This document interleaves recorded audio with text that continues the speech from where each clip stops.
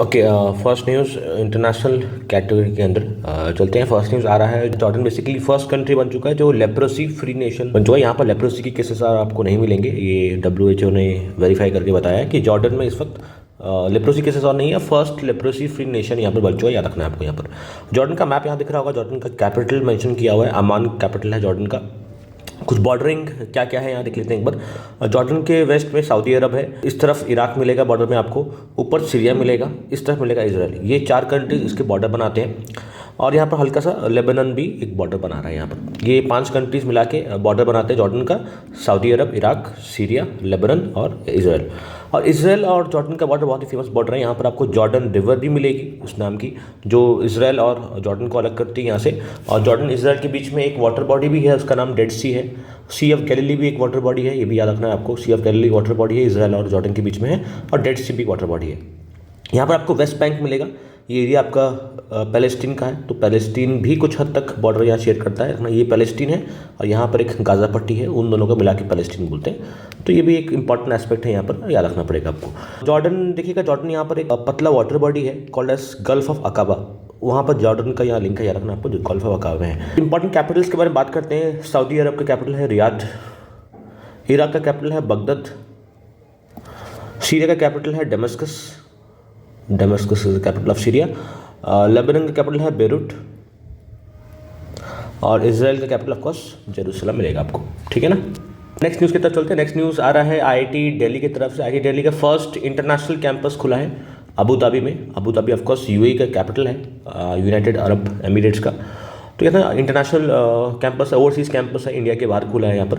अगर आप current affairs regularly follow करते हैं तो आप बताइएगा मेरे को कमेंट सेक्शन में कि IIT मद्रास का इंटरनेशनल कैंपस फर्स्ट कहाँ खोला गया था। आपको ये इंपॉर्टेंट है, लास्ट 3 से 5 महीने के अंदर ये न्यूज़ में रहा है बहुत बार। IIT मद्रास का फर्स्ट इंटरनेशनल कैंपस कहाँ खोला है, ये आप कमेंट सेक्शन में पिन कीजिएगा मेरे को, ठीक है। आगे देखते हैं, नेक्स्ट न्यूज़ की तरफ चलते हैं।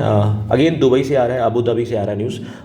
ग्लोबल एरोस्पेस समिट वहाँ पर हुआ है, रिसेंटली कंक्लूड हुआ है। ग्लोबल एरोस्पेस समिट, एरोस्पेस से रिलेटेड है ये, अबू धाबी में रिसेंटली कंक्लूड हुआ है। आगे चलते हैं, जापान से आ रहा है। जापान तो नहीं, ये इंडिया से आ रहा है। इंडिया बेसिकली होस्ट किया है वर्ल्ड फूड इंडिया समिट, ये रखना आपको। वर्ल्ड का फूड इंडिया समिट हो रहा है इंडिया के अंदर, दिल्ली के अंदर हुआ है। उस फूड इंडिया समिट में जापान जो है वो सेंटर स्टेज ले चुका है। जापान एक पार्टनर कंट्री है हमारा इस समिट में, रखना पार्टनर कंट्री पूछ सकते एग्जाम में। तो पार्टनर कंट्री कौन सा है, जापान है लिखा हुआ सेंटर स्टेज, उसका मतलब है पार्टनर कंट्री हमारा इस वक्त का फूड इंडिया समिट में, ये जापान यहाँ पर है, ठीक है। आगे चलते हैं, नेक्स्ट मैक्सिको से आ रहा है। मैक्सिको अमेरिकन कंट्री है, अमेरिका का जस्ट नीचे मिलेगा आपको, USA के जस्ट नीचे मिलेगा।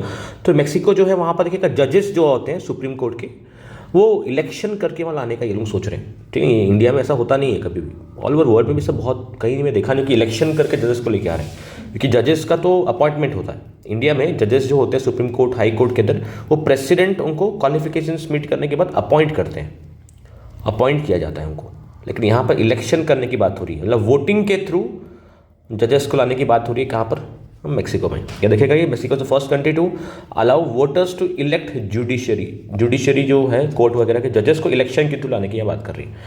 चलते हैं ऑस्ट्रेलिया से यार। Australia basically recently children below 16 years of age के लिए सोशल मीडिया जो है वो बैन कर दिया था ना आपको, for children less than 16 years of age. Australia के इस वक्त के लीडर यहाँ आपको प्राइम मिनिस्टर हैं एंथोनी एल्बनीज, इनका नाम है, ऑस्ट्रेलिया के करंट प्राइम मिनिस्टर है। आगे देखते हैं, नेक्स्ट आ रहा है क्वाड समिट से आ रहा है। क्वाड समिट रिसेंटली कंक्लूड हुआ है अमेरिका के अंदर, US इसका होस्ट आ चुका है, US के अंदर हुआ है क्वाड समिट। क्वाड के कौन कौन मेंबर्स है इसमें, US मेंबर है इसका, US है, इंडिया है ऑफकोर्स, ऑस्ट्रेलिया है और जापान है।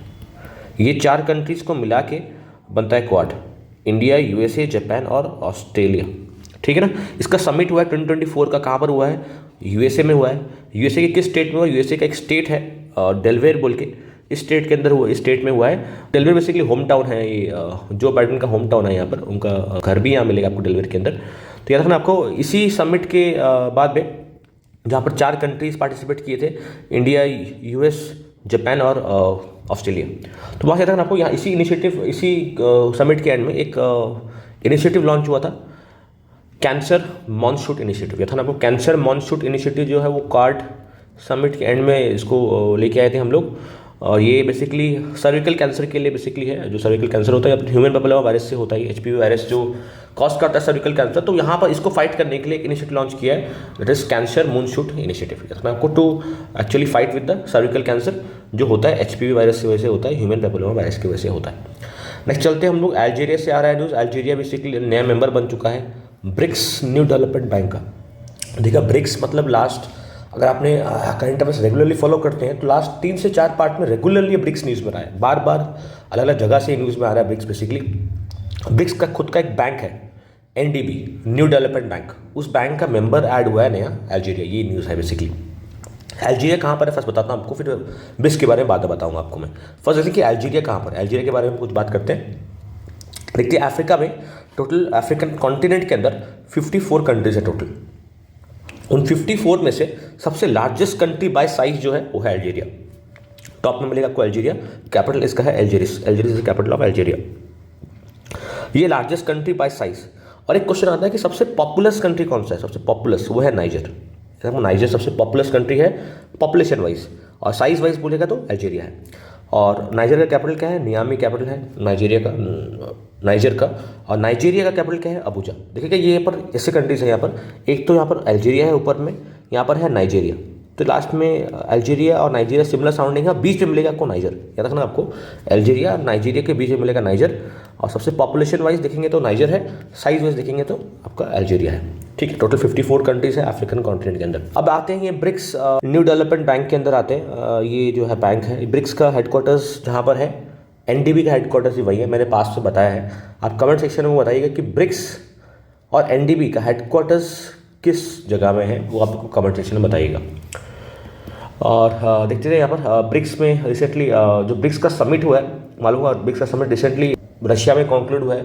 कजान शहर है रशिया का, कजान शहर के अंदर हुआ है। और उससे पहले जो है ब्रिक्स का जो है एनएसए का समिट भी हुआ है, नेशनल सिक्योरिटी एडवाइजर का समिट भी। यहाँ पर सर अलग अलग कंट्री से जो एनएसए है वो यहाँ पर गए थे। तो इंडिया की तरफ से अजीत डोवाल सब यहाँ खड़े हैं, दिख रहे होंगे आपको। ऐसे हर कंट्रीज़ के नेशनल सिक्योरिटी एडवाइजर्स गए हैं रशिया के अंदर। उसके बाद पीएम मोदी भी गए थे यहाँ पर समिट अटेंड करने के लिए ब्रिक्स का।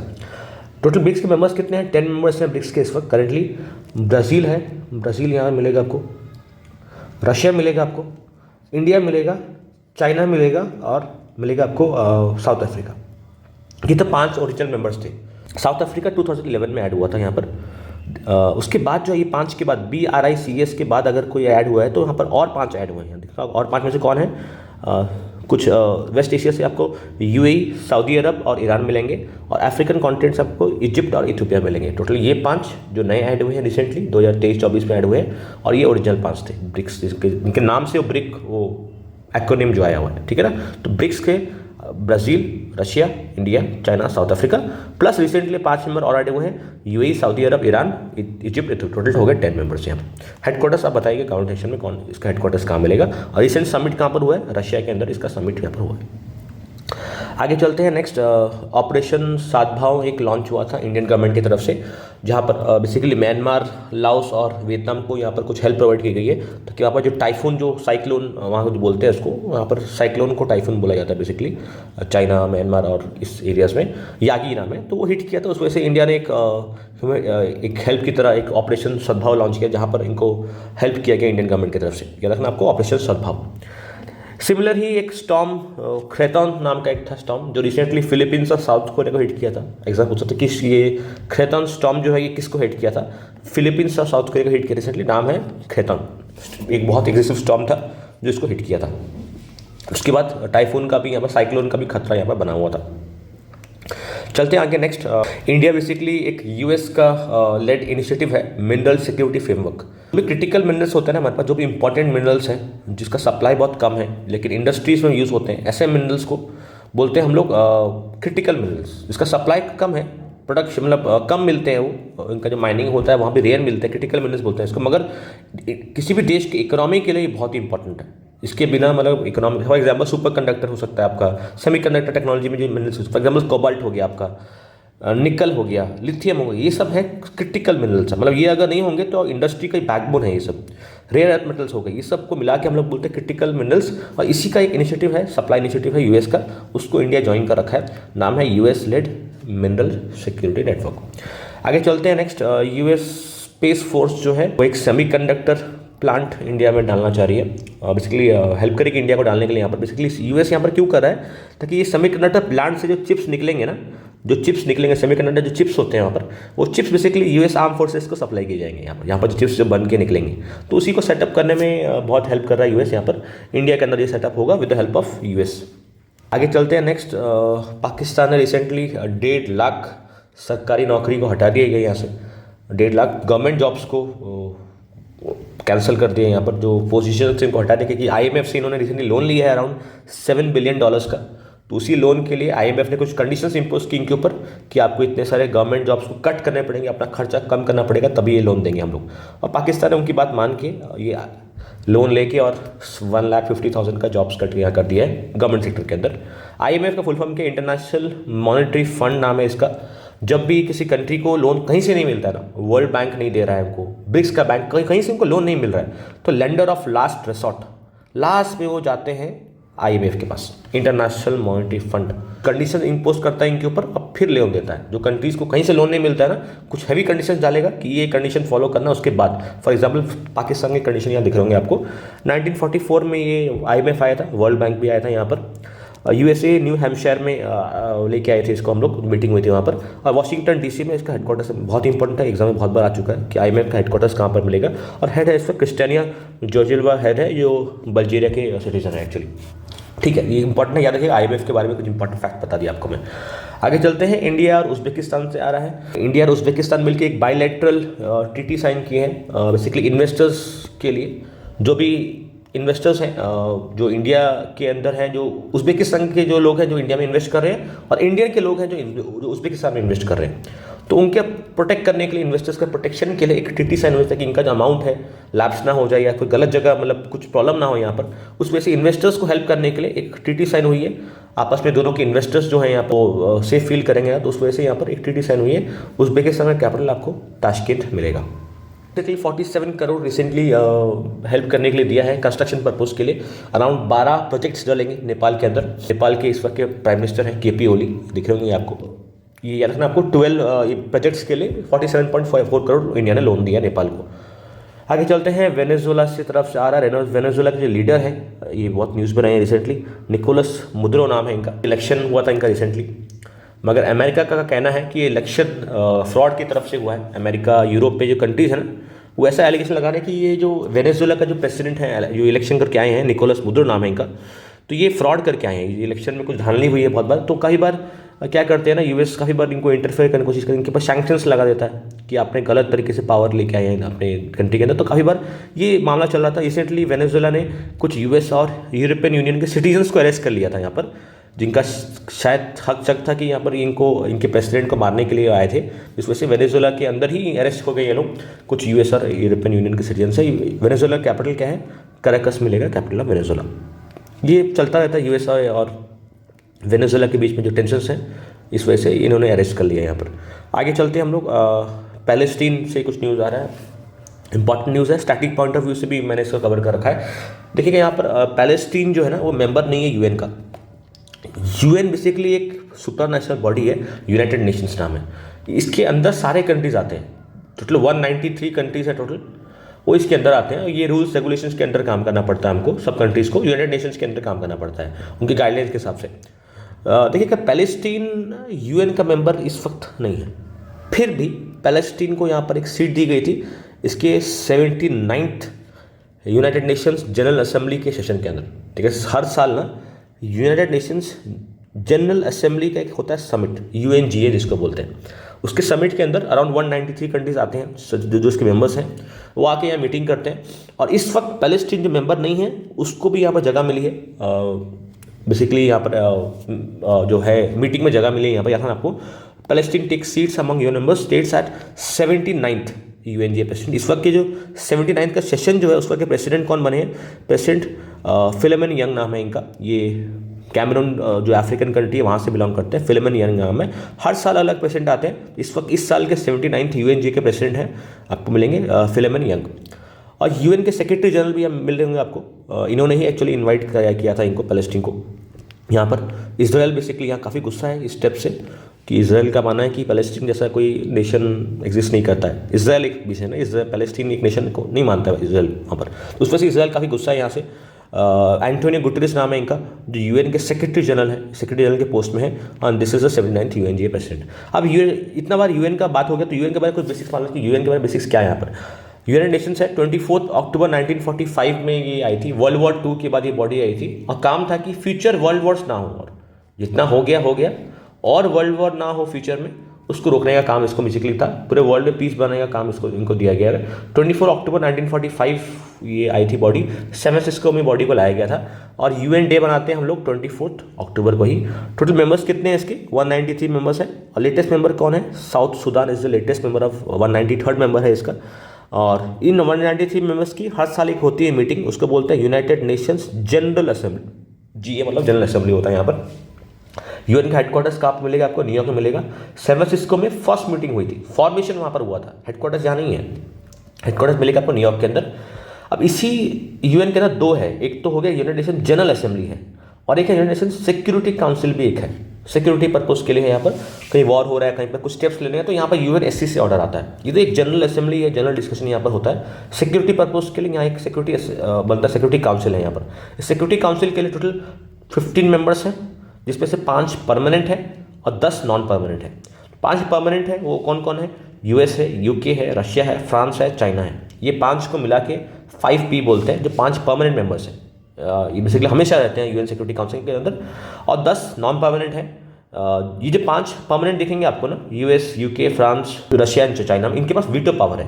ये किसी भी रेजोल्यूशन को अपने वोट की तरह रोक सकते हैं। अगर 5 में से किसी एक ने भी कुछ एक रेजोल्यूशन के ऊपर मना कर दिया तो रेजोल्यूशन ड्रॉप हो जाएगा। हर एक कंट्री के पास एक एक वीटो पावर दी गई है, जिससे वो किसी भी रेजोल्यूशन को वीटो कर सकते हैं, रोक सकते हैं आगे बढ़ने से, किसी भी डिसीजन को रोक सकते हैं यहाँ पर। और 10 नॉन परमानेंट मेंबर्स हैं यहाँ पर, जो हर 2 साल के लिए आते हैं। जो एक मेंबर होता है 2 साल के लिए आता है। इस वक्त जो इंडिया इसके मेंबर भी है, यूएन 10 नॉन परमानेंट से एक इंडिया भी है यहाँ पर। ये हर 2 साल के लिए आते हैं यहाँ पर।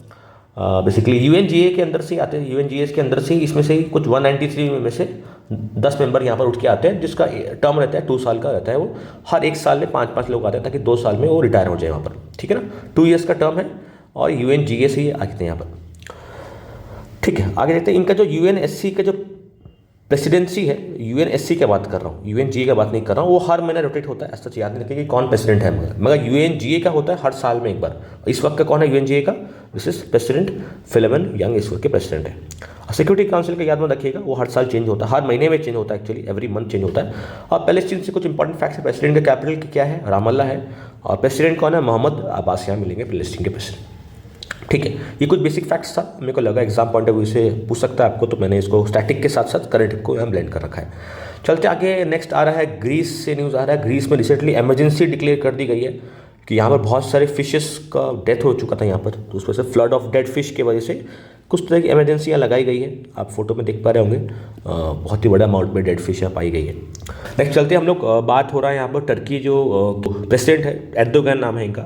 एर्दोगन जो रिसेंटली है, ये इन्होंने एक इस्लामिक अलायंस बनाने की बात की है अगेंस्ट इसराइल, ठीक है। इसराइल और पैलेस्टीन का जो मामला है ना, पैलेस्टीन को सपोर्ट करते हैं इस्लामिक कंट्रीज, जो भी इस्लामिक कंट्रीज है, पाकिस्तान, टर्की, अजरबैजान, ईरान हो गया, ये सब पैलेस्टीन को सपोर्ट करते हैं उसमें से। इसलिए इस्लामिक अलायंस अगेंस्ट इसराइल बनाने की बात हो रही है यहाँ पर। टर्की के एर्दोगन बोल रहे हैं कि यहाँ पर हमको बनाना चाहिए इस्लामिक कंट्रीज़ को मिला के एक अलायंस अगेंस्ट इसराइल। चलते हैं नेपाल के आज़ाद। नेपाल बेसिकली 101 मेंबर ऐड हो चुका है, 101 मेंबर है इंटरनेशनल सोलर अलायंस का। अब बताइएगा मेरे को कमेंट सेक्शन में, ISA इंटरनेशनल सोलर अलायंस का हेडक्वार्टर्स कहाँ मिलेगा आपको, हेडक्वार्टर्स कहाँ है मेरे को कमेंट सेक्शन में बताइएगा, ठीक है। चलते हैं आगे, next India south Africa. Sir India south Africa मिलके एक पैक्ट साइन किया है, सबमरीन रेस्क्यू ऑपरेशन से रिलेटेड है ये। सबमरीन मतलब आपकी जो पनडुब्बी होती है, वहाँ पर अगर कुछ रेस्क्यू चलाना है आपको, ऑपरेशन कुछ रेस्क्यू करना है किसी को, तो इन्होंने मिलके एक पैक्ट साइन किया है, रेस्क्यू ऑपरेशन से रिलेटेड है, सबमरीन रेस्क्यू ऑपरेशन। चलते हैं आगे नेक्स्ट, इसराइल ने रिसेंटली इंडिया के अंदर एक रिक्रूटमेंट ड्राइव स्टार्ट की है, जहाँ पर 10,000 वर्कर्स को यहाँ पर रिक्रूट किया जाएगा ताकि इसराइल में जाके वो काम कर सकें। अब यहाँ से एक और न्यूज़ थी, इसराइल ने रिसेंटली बहुत ही ऑनर किया इंडियन सोल्जर्स को। एक ट्वीट हुई थी वहाँ से, एक ट्वीट के अंदर वहाँ इसराइल ने लिखा था कि इंडियन सोल्जर्स ने बहुत ही बहादुरी के साथ एक बैटल फाइट किया था। बैटल का नाम है बैटल ऑफ हाइफा। ये बैटल ऑफ हाइफा जो है ना, ये हाइफा एक पोर्ट है जो मेडिटेरियन सी से लगता है, ये इसराइल में है ये पोर्ट, आज की इसराइल में है, मिलेगा आपको। उस समय वर्ल्ड वॉर 1 था, 1918 का समय था, जहाँ पर ब्रिटिश ने इंडियन सोल्जर्स को फोर्सफुली भेज दिया था लड़ने के लिए ओटोमन एम्पायर से। जो मुस्लिम एम्पायर था उस समय, ओटोमन एम्पायर, टर्की आज बोलते हैं इसको, आज का टर्की है बेसिकली। उस समय वहाँ पर ओटोमन एम्पायर बहुत बड़ा एम्पायर था। बेसिकली आपका टर्की तो बहुत छोटा बन चुका है आजकल, बट टर्की का ही बहुत ही बड़ा साइज़ का ओटोमन एम्पायर था। काफ़ी सारी कंट्रीज के अंदर आते थे। तो उसके वहाँ वर्ल्ड वॉर 1 चल रहा था, जहाँ पर ब्रिटेन ओटोमन एम्पायर को डिसइंटीग्रेट करना चाहता था वहाँ पर। तो वहाँ पर इंडियन सोल्जर्स को यहाँ पर भेज दिया गया था फाइट करने के लिए। बहुत ही ब्रेवली उन्होंने फाइट किया था। तो उन्हीं का ही कॉन्ट्रीब्यूशन लिखा हुआ है, Indian soldiers who liberated Haifa city. वो इंडियन सोल्जर्स वहाँ फाइट किया और हाइफा सिटी को वहाँ पर ओटोमन एम्पायर से छुड़ा दिया वहाँ पर। तो उस वजह से ये याद करें, बैटल ऑफ हाइफा के बारे में पूछ सकते हैं आपको, कब हुआ था और ये कहाँ पर हुआ था। ठीक है ना, ये लिखा हुआ ओटोमन एम्पायर के अगेंस्ट में इंडियन सोल्जर्स फाइट किए थे यहाँ पर। ठीक है, चलते हैं आगे। Next, India basically global 5G smartphone market के अंदर जो है, 5G स्मार्टफोन मार्केट वहाँ पर सेकंड पोजीशन में आ चुका है। फर्स्ट कौन है? First is China. तो यहाँ पर सेकंड नंबर में इंडिया आ चुका है यहाँ पर ग्लोबल 5G स्मार्टफोन मार्केट के अंदर। ठीक है ना, यहाँ पर चाइना सबसे नंबर 1 में मिलेगा आपको। चलते आगे नेक्स्ट, इंडिया सिंगापुर के बीच में एक MOU साइन हो चुका है, मेमोरेंडम ऑफ अंडरस्टैंडिंग बोलते हैं इसको। एक तरह का एग्रीमेंट हो गया, थोड़ा मोटा अंडरस्टैंडिंग डेवलप हुआ है कि यहाँ पर सेमीकंडक्टर से रिलेटेड यहाँ काम होगा। दोनों इंडिया और सिंगापुर मिलकर काम करेंगे यहाँ पर सेमीकंडक्टर चिप्स के ऊपर। नेक्स्ट चलते हम लोग अमेरिका, ब्रिटेन, यूरोपियन यूनियन, इन्होंने फर्स्ट टाइम मिलके एक इंटरनेशनल AITT साइन की है, आर्टिफिशियल इंटेलिजेंस की TT। ठीक है, ये जो चीज़ आर्टिफिशियल इंटेलिजेंस, ये बहुत हर महीने कुछ ना कुछ इसके ऊपर डेवलपमेंट हो ही रहे हैं। तो आर्टिफिशियल इंटेलिजेंस से रिलेटेड एक TT साइन हुई है बिटवीन US, ब्रिटेन और EU। चलते हैं, चाइना से आ रहा है। चाइना ने रिसेंटली रिफ्यूज़ कर दिया है कि ऐसा कोई एग्रीमेंट के पास साइन नहीं करेंगे जो बैन करता है AI to control nuclear weapons. China का बहुत ही ड्रास्टिक स्टेप। बेसिकली AI कभी भी न्यूक्लियर वेपन्स को कंट्रोल नहीं करना चाहिए। ह्यूमंस के पास रहे तो ही सही है, कि न्यूक्लियर वेपन्स जरा सा भी इधर हुआ तो यहाँ पर डिस्ट्रक्शन बड़ा हो सकता है। मगर चाइना को यहाँ पर समझाएगी कि आप साइन कीजिए इस एग्रीमेंट के ऊपर कि आप कभी भी फ्यूचर में AI से इसको कंट्रोल नहीं कराएंगे। चाइना ने मना कर दिया, नहीं sir, refuses to sign the agreement to ban AI from controlling nuclear weapons. Important है, याद रखिएगा, पूछ सकते हैं आपको। नेक्स्ट चलते हैं हम लोग नेशनल न्यूज़ की तरफ चलते हैं। फर्स्ट नेशनल न्यूज़ आ रहा है नामो भारत, जो था ना वंदे भारत। वंदे भारत का ये नया कॉन्सेप्ट है, नामो भारत नाम है इसका। BJP का नया इनिशिएटिव, बेसिकली उसको नाम चेंज करके कर दिया गया बेसिकली। फर्स्ट जो है नामो भारत, वो भुज टू अहमदाबाद ये ट्रेन लॉन्च हुई है नामो भारत के नाम से, ये रखना आपको। ये वंदे भारत का ही ऑफशूट है बेसिकली। चलते हैं, पोर्ट ब्लेयर जो कैपिटल है अंडमान और निकोबार का, इसका नाम चेंज करके विजयपुरम कर दिया हम लोग। याद रखना आपको, पोर्ट ब्लेयर कैपिटल है अंडमान निकोबार का, उसका नाम चेंज करके नया नाम दे दिए विजयपुरम। चलते आगे नेक्स्ट, ईयर का जो GDP कैलकुलेशन होता है उसके लिए जो बेस ईयर चाहिए होता है हमको, बेस ईयर जो चाहिए होता है, तो वहाँ पर देखिए मैं कोई बता दे रहा हूँ ये GDP क्या है एक्चुअली, बेस ईयर का ये क्या चीज़ है यहाँ पर, इसके लिए कुछ आपको अंडरस्टैंडिंग चाहिए होगी। यहाँ पर क्या होता है, देखिएगा GDP का मतलब होता है ग्रॉस डोमेस्टिक प्रोडक्ट। अभी क्या है GDP बता रहा हूँ, एक देश के अंदर कितना सामान बन रहा है एक साल के अंदर, उस सबका वैल्यू अगर प्लस कर देंगे ना, the sum of all the goods and services produced within the economic boundary of the country. Country की इकोनॉमिक बाउंड्री के अंदर जो सामान बन रहा है, मैन्युफैक्चरिंग जो हो रहा है, बन रहा है, उत्पन्न हो रहा है, उसका वैल्यू अगर प्लस कर देंगे उसको बोलते हैं ग्रॉस डोमेस्टिक प्रोडक्ट, GDP बोलते हैं। अब इसका जो वैल्यू अगर आप प्लस करेंगे, वैल्यू प्लस करने के बाद एक फिगर आ जाएगा। फॉर एग्जांपल 2023 का एक फिगर आया, मान लीजिए इतना वैल्यू हमारे पास यहाँ प्रोडक्शन हो रहा है। 2024 का भी एक फिगर आएगा, और जितना सामान बन रहा है उसका वैल्यू के हिसाब से करंट वैल्यू हो गया, उसके हिसाब से आएगा वो फिगर। मगर क्या होता है ना, इसके टाइप के 2 GDP मिलते हैं आपको। अगर आप वैल्यू निकालेंगे हर साल के, प्लस कर देंगे यहाँ पर, P इंटू Q बेसिकली बोलते हैं। P होता है प्राइस, Q होता है क्वांटिटी, कितना एक का दाम है और क्वांटिटी कितना है यहाँ पर, तो उसको मिला के P इंटू Q के फॉर्मूला से बनते हैं। तो P है प्राइस ऑफ ईच, यानी Q है क्वांटिटी प्रोड्यूस, इसको मिला के मल्टीप्लाई करने के बाद आता है GDP। अब यहाँ पर क्या होगा बेसिकली, देखिएगा 2 टाइप का GDP होता है यहाँ पर। एक तो होता है आपका फर्स्ट जो है नॉमिनल, और एक होता है रियल GDP। नॉमिनल GDP में 2023 का एक GDP मिला, एक वैल्यू आया, 2024 का एक नया वैल्यू आएगा P इंटू Q के हिसाब से। या प्राइस जो होता है ना, नया प्राइस लिया जाता है, जो 2024 का प्राइस है उसी को प्राइस को लेके हम लोग कैलकुलेट करेंगे। नया प्राइस मतलब अगर प्राइस बढ़ गया है, इन्फ्लेशन अगर आ चुका है, प्राइस बढ़ गया है इस साल, तो बढ़ा हुआ प्राइस को यहाँ लिया जाएगा कैलकुलेशन से। मगर ये सही बात नहीं है, जो प्राइस बढ़ गया, प्राइस की वजह से कभी कभी क्या होता है ना, जीडीपी काफी बड़ी दिखती है आपको, क्वांटिटी प्रोड्यूशन नहीं बढ़ा। जीडीपी का मतलब भी है प्रोडक्शन होना चाहिए यहाँ पर। मैं क्वांटिटी प्रोडक्शन नहीं बढ़ के हम खाली अगर प्राइस बढ़ा देते हैं तो तब भी जीडीपी आपको इनडायरेक्टली बढ़ा हुआ दिखेगा। इसी को हटाने के लिए एक रियल जीडीपी होता है। उस रियल जीडीपी क्या होता है, यहाँ पर 2023 का जीडीपी निकाले, 2024 का जब निकालेंगे ना, तो इसकी जो प्राइस है ये 24 का यूज़ नहीं करेंगे, नया प्राइस यूज़ नहीं करना है आपको। पहले का प्राइस, किसी एक बेस ईयर का प्राइस हम लोग मानेंगे फिक्स, उस ईयर का प्राइस को कांस्टेंट लेके हम लोग निकालेंगे यहाँ पर, ताकि एक एग्जैक्ट फिगर मिले कि क्वांटिटी प्रोड्यूस बढ़ा है कि नहीं बढ़ा है। इससे होता है जीडीपी। ये जीडीपी प्राइस से तो जीडीपी नहीं बढ़ता, क्वांटिटी प्रोडक्शन से बढ़ना चाहिए। तो इसको दिखाने के लिए इसको हम लोग एक बेस ईयर से कांस्टेंट मान लेते हैं। एक बेस ईयर होता है, उसके प्राइस ले लेते हैं हम लोग, कांस्टेंट मान के चलेंगे यहाँ पर। उसी बेस ईयर को यहाँ पर अपग्रेड करने का यहाँ बात हो रहा है। रियल जीडीपी का जो बेस ईयर होता है यहाँ पर, अब तक हम लोग बेस ईयर यूज़ करते थे तो 2011-12 का, बहुत ही पुराना बेस ईयर था, तो 11-12 का। इस बार बात हो रहा है इसको शिफ्ट करके will take it as 2022 to 2023। जो नया बेस ईयर होगा 2022-23 का लेने वाले हम लोग, ये नया बेस ईयर है। और ये जो 22-23 का जो बेस ईयर होगा, नेक्स्ट जो जीडीपी कैलकुलेशन होंगे 2026 में, तब इसको हम लोग यूज़ करेंगे। लेकिन आपको अब तक जो बेस ईयर था 2011-12 का इस बेस ईयर यूज़ करते थे हम लोग, उससे प्राइस P इंटू क्यू जो था वो प्राइस था 2011 प्राइस था, रियल जीडीपी का बात कर रहा हूँ ऑफकोर्स। तो ये इसको शिफ्ट करके नया प्राइस ले आए हैं हम लोग, जो नया बेस ईयर था इसको ले हैं 2022-23, और यूज़ करेंगे कब, 2026 तक इसको हम यूज़ करते हैं। 2026 से इसको यूज़ करना स्टार्ट कर देंगे। जब जीडीपी कैलकुलेशन होगा 2026 से इसको स्टार्ट कर देंगे। ठीक है, रियल जीडीपी के लिए काम आता है, इसलिए रियल हर जगह यहाँ मिल रहा होगा आपको। ठीक है, तो ये रहेगा, ये नॉमिनल है, ये रियल है। और ये जब जो मिनिस्ट्री, इसके अंदर जो डिसीजन लेने वाली मिनिस्ट्री है उसका नाम क्या है, Ministry of Statistics and Programme Implementation नाम है इसका, और राव इंद्रजीत सिंह इसके करंट मिनिस्टर है। जो मिनिस्ट्री देखती है कि कौन सा बेस ईयर होगा, कैलकुलेशन कैसे होगा, कब होगा, तो ये मिनिस्ट्री है, Ministry of Statistics and Programme Implementation इस मिनिस्ट्री का नाम है। ठीक है, आगे चलते हैं हम लोग। बेस ईयर के बारे में बता चुका हूँ, एक रेफरेंस ईयर होता है जिससे वो कंपेरिजन के लिए किया जाता है। वहाँ पर चलते हैं आगे। नेक्स्ट, पीएम मोदी जो है रिसेंटली दिल्ली के अंदर ITU इंटरनेशनल टेलीकम्युनिकेशन यूनियन जो है उसका एक असेंबली हुआ है, वर्ल्ड टेलीकम्युनिकेशन स्टैंडर्डाइजेशन असेंबली 2024 का। ये जो असेंबली हुआ है 2024 का, जो वर्ल्ड टेलीकम्युनिकेशन स्टैंडर्डाइजेशन असेंबली, ये दिल्ली के अंदर इनॉग्रेट हुआ है। ITU के बारे में मालूम है, ITU क्या है बेसिकली, ये टेलीकम्युनिकेशन जो है इंटरनेशनल बॉडी है जो तो टेलीकम्युनिकेशन की तरफ देखती है बेसिकली। इसका हेडक्वार्टर्स मिलेगा आपको जेनेवा स्विट्जरलैंड के अंदर।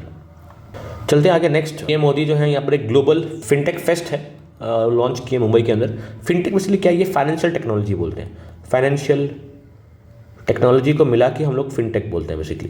ठीक है ना, जैसे एग्जाम्पल हो गया, अगर आप पेमेंट करते हैं कहीं ऑनलाइन जाके तो एक रिजर्व पे आता है, बीच में एक पेमेंट गेटवे आता है रिजर्व पे, ऐसे बहुत सारे पेमेंट गेटवे आते हैं। जो फाइनेंशियल टेक्नोलॉजी जो इन्वॉल्व है, जो आपको पेमेंट करते समय फाइनेंशियली आपको हेल्प आउट कर रही है, तो उसको फिनटेक बोला जाता है। तो उसी का ही फिनटेक फेस्ट हुआ रिसेंटली मुंबई के अंदर, जो पीएम मोदी इनॉग्रेट किए। चलते हैं आगे। नेक्स्ट है इंडिया के छत्तीसगढ़ के अंदर वर्ल्ड का सबसे टॉलेस्ट बैम्बू टावर, वो यहाँ पर दिखता हुआ मिलेगा आपको। ये बेसिकली एफिल टावर जो है फ्रांस का, वहाँ से इंस्पायर हुआ है ये देखिएगा। वर्ल्ड टॉलेस्ट बैम्बू टावर आपको मिलेगा छत्तीसगढ़ के अंदर। इंडिया का first CO2 to methanol plant जो है ये आया है पुणे के अंदर, यहाँ आपको CO2 to methanol conversion plant है ये। ओके, नेक्स्ट न्यूज़ की तरफ चलते हैं। नेक्स्ट न्यूज़ बेसिकली एक गवर्नमेंट ऑफ इंडिया का बहुत ही फेमस फ्लैगशिप स्कीम है, आयुष्मान भारत प्रधानमंत्री जन आरोग्य योजना। बहुत ही फेमस स्कीम है, वर्ल्ड का actually largest health insurance scheme है। पूरे वर्ल्ड में इस तरह का हेल्थ इंश्योरेंस कहीं भी नहीं हुआ है जहाँ पर पीएम जन आरोग्य योजना ने करके दिखाया है। यहाँ पर बेसिकली जो स्कीम है 2018 में लॉन्च हुई थी, जहाँ पर बेसिकली जो लोग हैं उनको 5 लाख रुपीज़ पर ईयर पर फैमिली हिसाब से दिया जाता है मेडिकल सेकेंडरी और टर्शरी हेल्थ केयर फैसिलिटीज़ के लिए। यहाँ पर जो भी वो हेल्थ केयर यहाँ पर यूज़ करेंगे, यहाँ पर के जो फैसिलिटीज़ है, तो वहाँ पर 5 लाख रुपीज़ तक का जो इंश्योरेंस है वो गवर्नमेंट ऑफ इंडिया अपनी तरफ से यहाँ पे करेगी। तो ये बेसिकली स्कीम था यहाँ पर। इसी का ही एक अपडेट है जो रिसेंटली आया है। बेसिकली यहाँ पर 70 ईयर्स और अबव जो लोग हैं उनके लिए स्पेशल में यहाँ पर सोशो इकोनॉमिक स्टेटस दिखा नहीं जाएगा उनका। पहले क्या था ना, 70 ईयर्स क्या उसके ऊपर जो थे लोग, उनका सोशो इकोनॉमिक कास्ट सेंसस से उनका डाटा लिया जाएगा कि जो भी इकोनॉमिकली बैकवर्ड है उनके लिए खरी ये स्कीम है, सबके लिए नहीं है ये। अब अगर इस वक्त चेंज करके इसको 70 ईयर्स के अगर आप अबव हैं तो वहाँ पर आपका सोशो इकोनॉमिक जो कास्ट सेंसस है, जो सोशो इकोनॉमिक कैपेसिटी है वहाँ पर उसको देखा नहीं जाएगा। तो irrespective of this economic status तो आपको 5 लाख रुपए तक का इंश्योरेंस दिया जाएगा, जहाँ पर आप यूज़ कर सकते हैं उसको सेकेंडरी और टर्शरी हेल्थ के सेक्टर के अंदर। यहाँ लिखा हुआ 5 लाख रुपए तक का मिलेगा आपको, और आयुष्मान भारत ऐप में ये आपका विजिबल होगा। ठीक, ये कुछ इंपॉर्टेंट अपडेट था, मैंने आपको बता दिया, लेकिन ये ओरिजिनली जो स्कीम था ये 2018 में लॉन्च हुआ था। नेक्स्ट स्कीम की तरफ चलते हैं। इसी साल लॉन्च हुआ है PMJUGA, प्रधानमंत्री जनजाति उन्नत ग्राम अभियान। यहाँ पर बेसिकली जो भी ट्राइबल विलेजेस है ना, जो भी ट्राइबल डोमिनेटेड विलेजेस हैं वहाँ पर उनके सोशो इकोनॉमिक कंडीशंस हैं जो ट्राइबल लोग के, तो इसको यहाँ पर उत्पन्न करने की बात हो रही है, इनको यहाँ पर डेवलपमेंट करने की यहाँ बात हो रही है। प्रधानमंत्री जनजातीय उन्नत ग्राम अभियान, तो यहाँ विलेजेस को डेवलपमेंट करने की बात हो रही है ताकि इनका जो स्टेटस है, सोशो इकोनॉमिक कंडीशन है ट्राइबल कम्युनिटीज़ की, इनको हम इम्प्रूव किया जा सके वाई दिस स्कीम। और नेक्स्ट स्कीम की तरफ चलते हैं हम लोग। प्रधानमंत्री आशा, ये बहुत ही इंपॉर्टेंट स्कीम है। प्रधानमंत्री आशा का फुल फॉर्म क्या? अन्नदाता आय संरक्षण अभियान। यहाँ बेसिकली जो फार्मर्स हैं, फार्मर्स को एक मिनिमम प्राइस देने की यहाँ बात हुई ताकि उनका जो लॉसेस है वो ना हो सके, ताकि उनका लॉस ना हो कहीं पर भी। बेसिकली यहाँ पर क्या होता था, फार्मर्स को अपना जो प्रोड्यूस होता है उसको अगर बहुत ही कम दाम में अगर बेचना पड़े मार्केट के अंदर तो बेसिकली उसका लॉस हो जाएगा। तो उसके लिए गवर्नमेंट ऑफ इंडिया खोलेगी एक रिम्यूनरेटिव प्राइस है, वो गवर्नमेंट अपनी तरफ से उनको देगी। अगर मार्केट लॉस में भी है, अगर आपको कम प्राइस मिला तो मिनिमम प्राइस है वो गवर्नमेंट ऑफ इंडिया आपको प्रोवाइड करेगी, ताकि अपना जो मिनिमम प्रॉफिट है वहाँ पर उसको आप ले सकें। उसको बोलते हैं प्राइस सपोर्ट स्कीम के नाम से भी फेमस है बहुत ज़्यादा। अब प्राइस स्टेबलाइजेशन की तरह भी काम करता है। बहुत इंपॉर्टेंट स्कीम है फार्मर्स वेलफेयर के अंदर, तो याद रखिएगा इसको। नेक्स्ट न्यूज़ आ रहा है, अमेरिका बेसिकली इंडिया के अंदर मल्टी चिप फैब्रिकेशन यूनिट एक खोलने वाला है उत्तर प्रदेश के अंदर, जहाँ पर सेमीकंडक्टर चिप्स जो है वो बनाए जाएंगे। मतलब आपको जो इस तरह के जो चिप्स होते हैं ये आपके जेट्स में यूज़ होते हैं, इलेक्ट्रिक व्हीकल्स में यूज़ होते हैं। आजकल हर एक डोमेन के अंदर कोई भी डिवाइस हो आपका, जहाँ सेंसर लगा हो, मोबाइल्स में हो गया, मिसाइल्स में हो गया, हर जगह ये सेमीकंडक्टर टेक्नोलॉजी का यूज़ हो रहा है। उस वजह से ना इंडिया और यूएस मिलकर यहाँ पर इंडिया के अंदर ही उत्तर प्रदेश के अंदर first multi chip fabrication unit यहाँ पर डालने वाले। चलते हैं नेक्स्ट। इंडिया का बेसिकली वल्चर कंजर्वेशन सेंटर, ये इंपॉर्टेंट है, इसके बार बार अपडेट आया है। जटायु बेसिकली एक इम्पॉर्टेंट वल्चर है, उसको कंजर्वेशन सेंटर उसका एक खुलने वाला है उत्तर प्रदेश के अंदर। याद रखना आपको, वर्ल्ड का पहला है जो एक वल्चर को यहाँ कंजर्व किया जाएगा। बेसिकली वल्चर का नाम क्या है? जटायु नाम से ये फेमस है। आगे चलते हैं। महाराष्ट्र ने बेसिकली रिसेंटली गांव माता को बेसिकली राज्य माता का स्टेटस दे दिया। यहाँ पर जो भी देसी गांव है महाराष्ट्र के अंदर, तो वहाँ पर उसको राज्य माता का टैग यहाँ पर देने की यहाँ पर बात हो रही है। लिखा हुआ है महाराष्ट्र गवर्नमेंट डिक्लेयर्स देसी गांव एज राज्य माता गौ माता। चलते हैं आगे नेक्स्ट। विश्व शांति बुद्ध विहार यहाँ पर रिसेंटली इनॉग्रेट किया गया है महाराष्ट्र के अंदर। हमारे जो प्रेसिडेंट द्रौपदी मुर्मू है उन्होंने बेसिकली इनॉग्रेट किया है विश्व शांति बुद्ध विहार। याद रखना आपको, ये कहाँ पर हुआ है? महाराष्ट्र के अंदर हुआ है। चलते आगे नेक्स्ट। इंडिया का फर्स्ट पेपरलेस इलेक्शन अभी हुआ है रिसेंटली मध्य प्रदेश के अंदर। बेसिकली जो मध्य प्रदेश के जो पंचायत और लोकल बॉडीज़ के जो इलेक्शन होते हैं वहाँ पर, तो वहाँ पर पेपरलेस, बिना पेपर का यूज़ करके इंडिया में फर्स्ट टाइम ऐसा हुआ है जहाँ पर पेपर के बिना इलेक्शन हम किए हैं। तो फर्स्ट पेपरलेस इलेक्शन अगर पूछेगा एग्जामिनेशन में तो आप मध्य प्रदेश मर के आएगा। चलते हैं नेक्स्ट। त्रिपुरा के सीएम मानिक शाह और उत्तर प्रदेश के योगी आदित्यनाथ दोनों मिलकर यहाँ पर एक सिद्धेश्वर टेम्पल का इनॉग्रेशन किया है। यहाँ पर मालूम होना चाहिए आपको, यह था सिद्धेश्वर टेम्पल आपको मिलेगा त्रिपुरा के अंदर। त्रिपुरा का अगर आपको कैपिटल मालूम है तो इसका कैपिटल आप मेरे को कमेंट सेक्शन में बताइएगा कि त्रिपुरा स्टेट का कैपिटल क्या है इस वक्त। चलते हैं आगे। नेक्स्ट एक पर्सनालिटी है, 2-3 उनका बारे में यहाँ पर बात हो रहा है। सीताराम येचुरी नाम है इनका, सीताराम येचुरी इनका नाम है, ये दिख पा रहे होंगे। ये basically communist party of India से रिलेटेड है, थे बेसिकली, अब तो नहीं रहे, इनका डेथ है चुका रिसेंट। तो एग्जाम में अगर इनका नाम आ गया सीताराम येचुरी किस फील्ड से रिलेटेड है देखना, ये पॉलिटिक्स से रिलेटेड है और कम्युनिस्ट पार्टी ऑफ इंडिया से ये रिलेटेड थे। चलते एक फेमस पोएट हैं और एक फॉर्मर इंटेलिजेंस ऑफिसर भी थे, IPS ऑफिसर भी थे, इनका नाम था KK दारूवाला। ठीक है रखना, ये पोएट थे, बहुत ही अच्छे पोएट थे। रखना इनका भी रिसेंटली डेथ हो गया था। रखना ये 87 के थे, इंडिया के अंदर काम कर रहे थे। चलते हैं रिसेंटली एक प्लेटफॉर्म लॉन्च हुआ है रिसेट नाम का। बेसिकली रिसेट प्लेटफॉर्म जो है वो हमारे स्पोर्ट्स मिनिस्टर जो इस वक्त के हैं मनसुख मंडाविया जो हैं वो लॉन्च किए हैं। बेसिकली जो भी रिटायर्ड स्पोर्ट्स पर्सनैलिटीज़ हैं उनको एम्पावर करने की यहाँ बात हो रही है। उनके लिए एक प्लेटफॉर्म है रिसेट बोल के, ताकि जो भी रिटायर्ड स्पोर्ट्स पर्सन है उनको यहाँ पर एम्पावर किया जा सके। चलते हैं आगे। एक भास्कर बोल के एक प्लेटफॉर्म लॉन्च हुआ है। बेसिकली भास्कर जो है वो इंडिया के जो स्टार्टअप्स हैं उनको यहाँ पर बूस्ट करने का काम करेगा। भास्कर का फुल फॉर्म यहाँ मिलेगा, आप minister of commerce and industry ने इसको लॉन्च किया, पीयूष गोयल सब आपको यहाँ दिख रहे होंगे। तो नहीं, भारत भास्कर जो इनिशिएटिव है ये हमारे स्टार्टअप्स को प्रोपेल करने के लिए हम बनाएगी। चलते हैं आगे नेक्स्ट। बेसिकली उड़ीसा के अंदर बहुत ही इंपॉर्टेंट न्यूज़ है ये।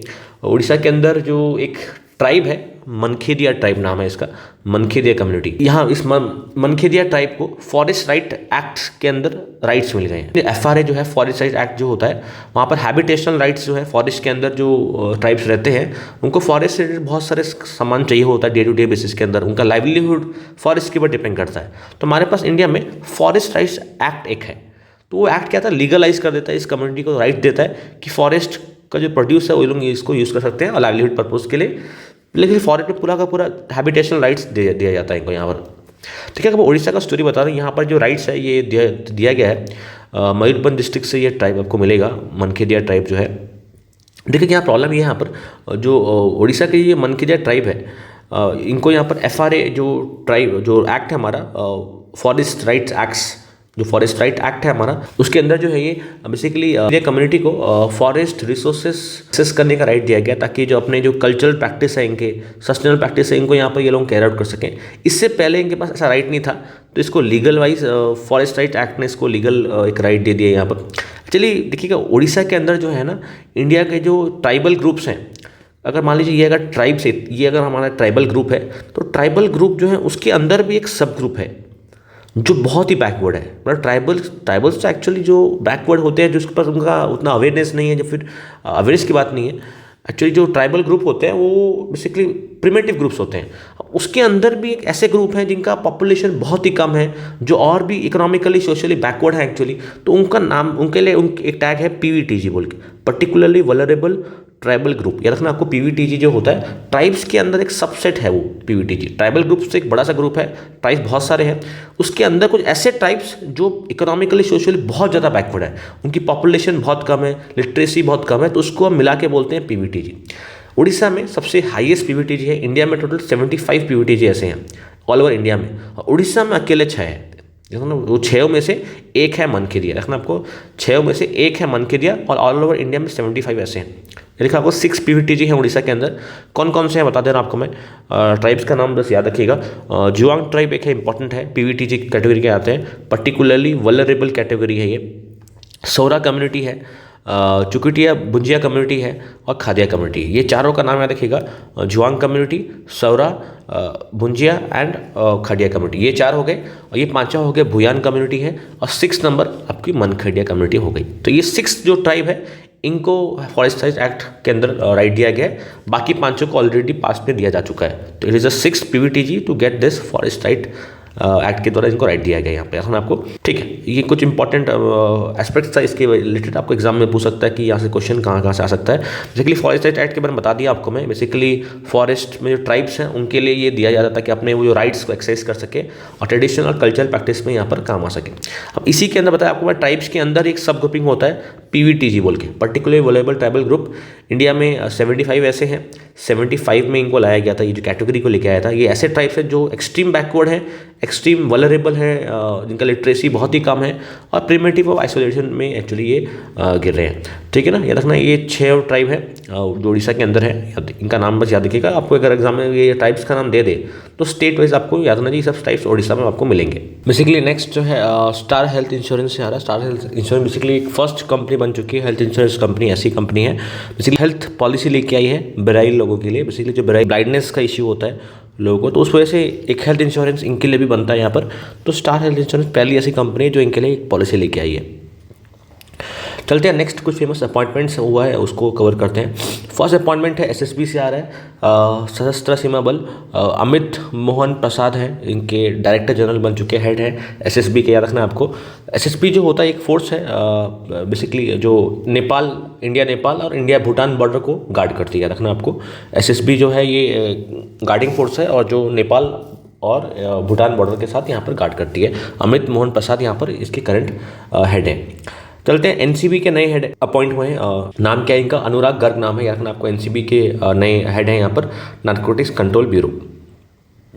आगे चलते हैं। बेसिकली 2 लोग यहाँ अपॉइंट हुए रिसेंटली, एनसीआरबी के हेड अपॉइंट हो चुके हैं, और जो नेशनल बेसिकली सरदार वल्लभ भाई पटेल पुलिस एकेडमी जो है वहाँ पर भी 2 बेसिकली जो हेड है वहाँ आए हैं, रखना आपको। फर्स्ट जो है NCRB, national crime record bureau, जो क्राइम रिकॉर्ड रखते हैं ना, अलग अलग क्रिमिनल्स का रिकॉर्ड जो होता है ऑल ओवर इंडिया वाइड देखते हैं। आलोक रंजन नाम है इनका, याद है आपको। Alok Ranjan is the head of NCRB, national crime record bureau. और अमित गर्ग जो है ये सरदार वल्लभ भाई पटेल नेशनल पुलिस एकेडमी जो है हैदराबाद में मिलेगी आपको, तेलंगाना के अंदर। तो वहाँ पर याद रखना इनके चुके हैं, अमित गर्ग नाम है इनका, याद रखना इंपॉर्टेंट है दोनों। Amit Garg related to police academy, head of police academy, और Alok Ranjan NCRB, national crime record bureau. दोनों ही इंपॉर्टेंट अपॉइंटमेंट्स इनको याद रखिएगा। आगे चलते हैं, दिल्ली के नए चीफ मिनिस्टर आ गए, आतिशी नाम है इनका। बेसिकली अरविंद केजरीवाल इससे पहले थे, तो बेसिकली वो जेल में है इस वक्त। तो इनको रिप्लेस करने के बाद आतिशी जो है वो आम आदमी पार्टी को यहाँ रिप्रेजेंट कर रही है दिल्ली के अंदर। तो दिल्ली की ये 3rd वुमेन चीफ मिनिस्टर है ना। इसके पास में ऑलरेडी 2 लोग चीफ मिनिस्टर बन चुके हैं वुमेन कैटेगरी के अंदर। एक है सुषमा स्वराज, ये आपके बीजेपी से रिलेटेड थे, और शीला दीक्षित ये आपके कांग्रेस से रिलेटेड थे। इस बार 3rd है, याद रखना आपको। ये आप पार्टी से हैं, आप आम आदमी पार्टी से बिलोंग करते हैं। नाम क्या है? इतिशा नाम है, याद रखना आपको, इंपॉर्टेंट है ये। आपसे एक क्वेश्चन पूछा जाता हूँ कि इंडिया के फर्स्ट वुमेन चीफ मिनिस्टर का नाम अगर आप बता पाएंगे मेरे को कमेंट सेक्शन में, तो देखिएगा, ट्राई कीजिएगा। इंडिया के फर्स्ट वुमेन चीफ मिनिस्टर का नाम ड्रॉप कीजिएगा कमेंट सेक्शन के अंदर। आगे चलते हैं नेक्स्ट। बेसिकली शरद कमल जो है फेमस टेबल टेनिस प्लेयर हैं यहाँ पर, को बेसिकली एम्बेसडर बना दिया गया है ITTF का, इंटरनेशनल टेबल टेनिस फेडरेशन का। इसका हेडक्वार्टर्स मिलेगा आपको लेसेन, स्विट्जरलैंड के अंदर। तो उसके एम्बेसडर हैं बेसिकली शरद कमल। ये ओलंपिक्स के अंदर भी इंडिया को यहाँ पर बेसिकली रिप्रेजेंट कर चुके हैं पास में, और इस साल भी एक रोल प्ले यहाँ कर रहे थे। 2024 का जो पेरिस ओलंपिक्स है वहाँ पर ये फ्लैग बियरर के फॉर्म में भी इंडिया को यहाँ रिप्रेजेंट कर रहे थे, याद रखना। टेबल टेनिस प्लेयर हैं और ब्रांड एम्बेसडर हैं ITTF के, रिसेंटली अपॉइंट हुए हैं। चलते आगे नेक्स्ट, कैटरीना कैफ जो है brand ambassador of Xiaomi company ने इनको यहाँ पर बनाया है। मनु बकर फेमस शूटर हैं ये बेसिकली, इनको ministry of ports, shipping and waterways का ब्रांड एम्बेसडर बना दिया गया है। ये भी ओलंपिक्स में बहुत बार पार्टिसिपेट कर चुकी है पास में। बेसिकली याद रखना आपका, Manu Bakar ministry of ports, shipping and waterways के करंट एम्बेसडर हैं यहाँ पर। अब चलते हैं इंटरनेशनल अपॉइंटमेंट्स के अंदर। जापान के नए प्राइम मिनिस्टर इलेक्ट हुए हैं, शिगेरू इशिबा नाम है, याद रखना आपको, बहुत इंपॉर्टेंट है शिगेरू इशिबा। एग्जाम पूछ सकता है कि जापान के नए प्राइम मिनिस्टर का नाम बताइएगा, तो शिगेरू इशिबा ऑप्शन आपको मिलेगा। चलते हैं नेक्स्ट, जॉर्डन के नए प्राइम मिनिस्टर अपॉइंट हो चुके हैं। नाम क्या है? जफर हसन नाम है, याद रखना। Jafar Hassan is the new prime minister of Jordan, और जॉर्डन का कैपिटल मिलेगा आपको अमान, आपको मैं पहले भी बता चुका हूँ। चलते हैं आगे नेक्स्ट, श्रीलंका के नए प्राइम मिनिस्टर भी आए हैं और नए प्रेसिडेंट भी आए हैं इलेक्ट होके, याद रखना आपको। फर्स्ट कवर तो प्राइम मिनिस्टर का नाम क्या है? हरिनी अमरसूरिया नाम है, याद रखना आपको। Is the new prime minister of Sri Lanka. अब प्रेसिडेंट की तरफ प्रेसिडेंट कौन है नए जो आए हैं? Anura Kumara Dissanayake is the new Sri Lankan president. अब दोनों को वर्ड याद रखेगा। चलते आगे नेक्स्ट, फ्रांस के जो प्रेसिडेंट हैं वो अपना प्राइम मिनिस्टर चुन चुके हैं। मैकेल बार्नियर नाम है, याद रखना आपको। ये दिस इज मैकेल बार्नियर, और दिस इज फ्रांस के प्रेसिडेंट है इमैनुअल मैक्रोन। ये इनको प्राइम मिनिस्टर के फॉर्म में एक्सेप्ट किए हैं यहाँ पे, याद रखना आपको। Michel Barnier is the new prime minister of France. चलते हैं कुछ फेमस अवार्ड्स के बारे में डिस्कस करते हैं। फर्स्ट जो अवार्ड है वो मिस यूनिवर्स इंडिया के टैग से आ रहा है, मिस यूनिवर्स इंडिया। रिया सिंघा जो है इनको मिला है मिस यूनिवर्स इंडिया का ये जो है टैग ये जीती हैं बेसिकली। अब होगा क्या ना, मिस यूनिवर्स इंडिया के बाद अब ये पार्टिसिपेट करेंगी ग्लोबल मिस यूनिवर्स कॉन्टेस्ट के अंदर, जो ग्लोबल लेवल पे होता है। ये तो इंडिया के अंदर हो गया मिस यूनिवर्स। अब यहाँ जीतने के बाद ये अब पार्टिसिपेट करेंगी ग्लोबल लेवल के अंदर, इंडिया को यहाँ पर रिप्रेजेंट करेंगी ग्लोबल मिस यूनिवर्स के अंदर। ये पार्टिसिपेट भी की थी, मगर अनफॉर्चुनेटली टॉप तक नहीं पहुँच पाई, बेसिक फाइनल तक पहुँच नहीं पाई है। ये गुजरात स्टेट से बिलोंग करती हैं रिया सिंघा, याद रखना आपको। मिस यूनिवर्स का ग्लोबल टाइटल तो नहीं जीत पाई, मगर इंडिया टाइटल इन्होंने जरूर से इस साल जीता है। चलते हैं आगे next, basically Dada Saheb Phalke award जो है रिसेंटली मिथुन चक्रवर्ती जी को मिला है। बहुत ही फेमस एक्टर हैं इंडिया के। बेसिकली 54th अवार्ड था इस साल का, 2024 का। बेसिकली दादा साहेब फाल्के अवार्ड जो है ना, दादा साहेब फाल्के जो है इनका नाम से जो अवार्ड है मिलेगा, दादा साहेब फाल्के, इनको बोला जाता है फादर ऑफ इंडियन सिनेमा। बहुत ही फेमस प्रोड्यूसर रह चुके हैं, पास में डायरेक्टर भी रह चुके हैं, स्क्रीन राइटिंग भी कर चुके हैं। फेमस इनकी मूवी आई थी राजा हरिश्चंद्र, बहुत ही सुपर डुपर हिट हुई थी उस समय। 1913 की मूवी है ये बेसिकली। इनके ही नाम से फादर ऑफ इंडियन सिनेमा का टैग दिया गया इनको। इन्हीं के नाम से अवार्ड हर साल आता है, दादा साहेब फाल्के अवार्ड, जो बॉलीवुड के जो फेमस जो स्टार्स हैं उनके यहाँ पर एक्टर के यहाँ पर फॉर्म में दिया जाता है इनको। ठीक है, तो कंट्री का हाईएस्ट सिविलियन ऑनर है, बेसिक हाईएस्ट फिल्म ऑनर है बेसिकली। 69 में फर्स्ट दिया गया था, और जो 69 में जो दिया गया था उस देविका रानी को दिया गया था, वो was actually first lady of Indian cinema. ना बहुत ही इंपॉर्टेंट है बेसिकली, और प्रेसिडेंट ऑफ इंडिया बेसिकली इसको देते हैं अवार्ड को। तो कुछ प्रीवियस क्वेश्चन देखा तो मेरे को ये क्वेश्चन इंपॉर्टेंट लगा यहाँ से, who is the first Indian to win Dadasaheb Phalke award. यहाँ देविका रानी 1969 में ये अवार्ड जीती थी। यहाँ आपको फर्स्ट इनको टैग दिया गया था first lady of Indian cinema का, उसके बाद टैग दिया गया था। और इस साल का 54th अवार्ड मिला है मिथुन चक्रवर्ती को। चलते आगे नेक्स्ट, आईफा अवार्ड्स जो रिसेंटली दुबई में कंक्लूड हुआ है। कुछ फेमस कैटेगरीज के अंदर 2-4 मालूम होना चाहिए आपको। बेस्ट फिल्म मिला है एनिमल, बहुत ही फेमस मूवी है, संदीप रेड्डी वंगा इसके डायरेक्टर थे। Best actor Shahrukh Khan for Jawan. Best actress Rani Mukherjee for miss Chatterjee versus Norway. Best director जो है वो अगर नहीं आ रहे तो भी चलेगा, विनोद चोपड़ा नाम है इनका। 12th फेल जो मूवी थी बहुत ही अच्छी मूवी थी, उसके डायरेक्टर थे, उनको बेस्ट डायरेक्टर का यहाँ अवार्ड मिला है। तो यहाँ ये चारों कैटेगरीज के अंदर best film, best actor, best actress and best director, ये अबू धाबी के अंदर जो आईफा अवार्ड्स है वो दिया गया था। आईफा का फुल फॉर्म याद रखिएगा, international Indian film academy awards, याद रखना आपको, IIFA। इसका फुल फॉर्म भी इंपॉर्टेंट है, याद रखिएगा। चलते हैं नेक्स्ट, ऑस्कर के अंदर जो इंटरनेशनल लेवल में फिल्म कैटेगरी को यहाँ पर अवार्ड्स मिलता है यहाँ पर।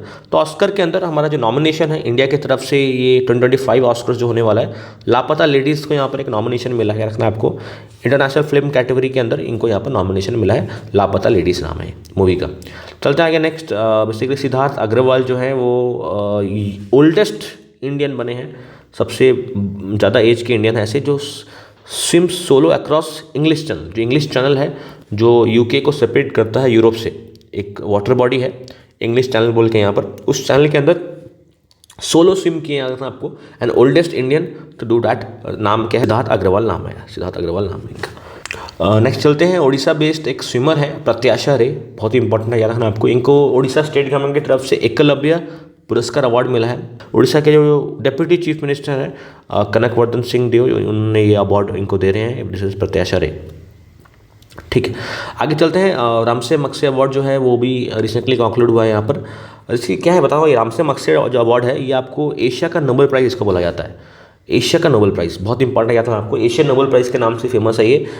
57 में फर्स्ट दिया गया था, याद रखना 57 के अंदर, 57 के अंदर, ये 58 के आसपास विनोबा भावे के अंदर इस विनोबा भावे को दिया गया था, याद रखना, first Indian to get Ramon Magsaysay award. Basically रामसे जो रमन मक्से अवार्ड है बेसिकली यहाँ पर ये फिलीपींस के जो प्रेसिडेंट रह चुके हैं पास में, उनके नाम से दिया जाता है बेसिकली यहाँ आपको। ऐसे लोगों को दिया जाता है जहाँ पर जो जिन्होंने बहुत ही एक्सट्रीम कंट्रीब्यूशन दिखाया हो, सर्विस द पीपल किया हो यहाँ पर पास्ट में। तो इस साल का 2024 का जो अवार्ड है ये 4 अलग अलग कैटेगरीज में दिया गया बेसिकली यहाँ आपको।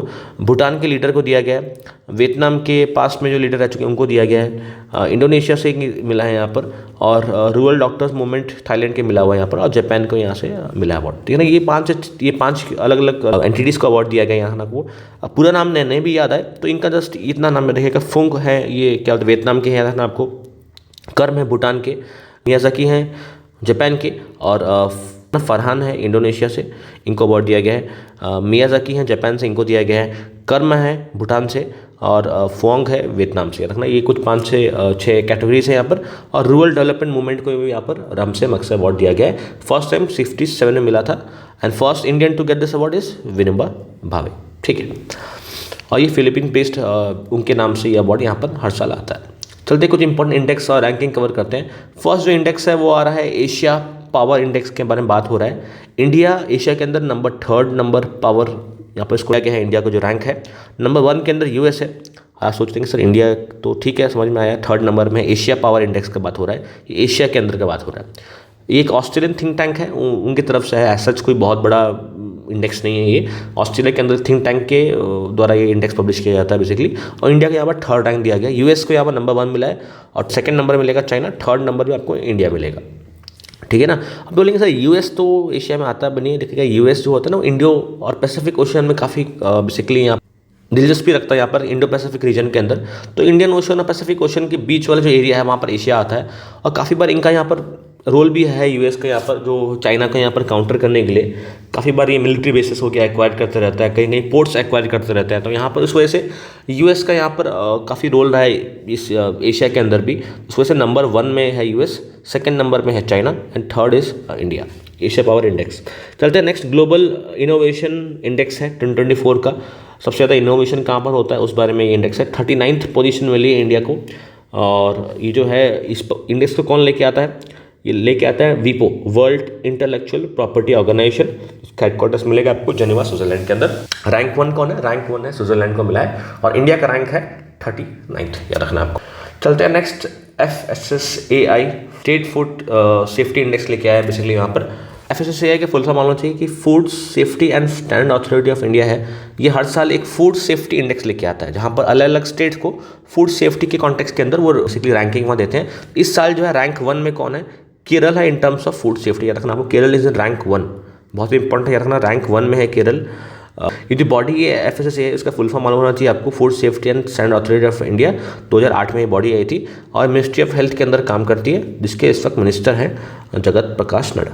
ठीक है, आगे चलते हैं नेक्स्ट, वर्ल्ड्स बेस्ट कंपनी जो है, ये जो लिस्ट है ये टाइम्स मैगजीन के अंदर पब्लिश होता है हर साल। तो इंडियन कंपनी जो है सबसे आगे जो मिलेगी आपको वो है HCL टेक्नोलॉजी लिमिटेड, रैंक 112 है। मगर इंडियन कंपनी जो भी हैं उन सबसे आगे है, याद आपको। ओवरऑल रैंक 112 है, ओवरऑल रैंक 1 नहीं है इसका, मगर इंडियन कंपनी जो भी हैं उन सबसे कंपेयर करेंगे तो ये सबसे ऊपर है, याद आपको। और ओवरऑल रैंक 1 में कौन है पूरे वर्ल्ड में, इज एप्पल।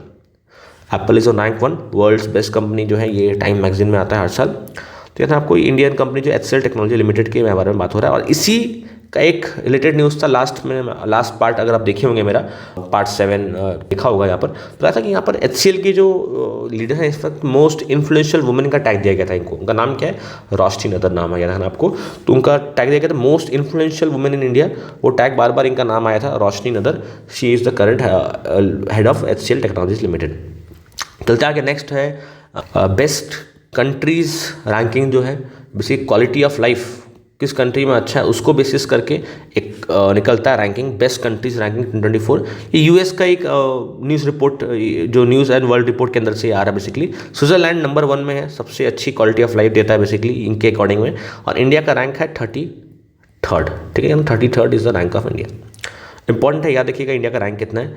चलते आगे नेक्स्ट, बेसिकली राजस्थान बेसिकली इस साल का जो स्वच्छ वायु दिवस है वो होस्ट किया था उन्होंने। तो स्वच्छ वायु जो दिवस है वो हर साल मनाया जाता है 7 सितंबर के अंदर, यहाँ पर international day of clean air और स्वच्छ वायु दिवस सेम डे होता है बेसिकली। इन दोनों को सेम इवेंट बोलते हैं, स्वच्छ वायु दिवस हो गया या फिर इसको बोलते हैं हम लोग international day of clean air. तो इस साल का जो दिवस है वो राजस्थान ने होस्ट किया, इनको जयपुर में ये कंडक्ट किया गया है। और ये इवेंट होने के बाद एक अवार्ड इशू हुआ है, स्वच्छ वायु सुरक्षण अवार्ड। ठीक है ना आपको, ये बेसिकली एयर जो है, एयर के बारे में बात करता है, क्लीन एयर कहाँ पर मिलेगा उसको यहाँ पर रैंकिंग के कैटेगरीज में अलग अलग बांट देते हैं। फॉर एग्जांपल कैटेगरी नंबर 1 है population for cities over 10 lakh. 10 lakh के ऊपर जो सिटीज़ हैं उनको कैटेगरी अलग कर दिया गया। यहाँ पर 3 से 10 लाख अलग कैटेगरी है, 3 लाख के अंदर एक अलग कैटेगरी है। यहाँ आपको फर्स्ट जो है कैटेगरी 1 10 लाख से ऊपर पॉपुलेशन जो है उनका जो अवार्ड है वो सूरत को मिला है कैटेगरी 1 के अंदर।